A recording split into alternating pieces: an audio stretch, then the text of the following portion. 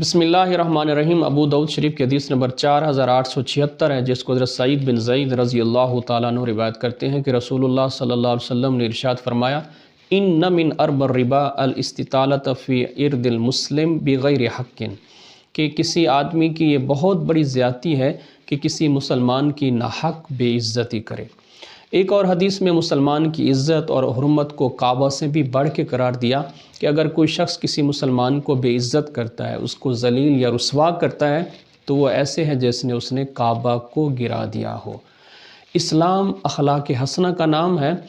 دین ہمیں اس چیز کا حکم دیتا ہے کہ اپنے قول کے ذریعے اور اپنے فعل کے ذریعے دوسروں کی عزت کی ہم حفاظت کریں۔ کیوں؟ اس لیے کہ اگر کسی کی توہین کریں گے، کسی کو بے عزت کریں گے، کسی کو رسوا کریں گے، تو اس سے معاشرے کے اندر دشمنی اور بغض پیدا ہوگا، اور یہ چیزیں پرامن معاشرے کو تباہ کر دیتی ہیں۔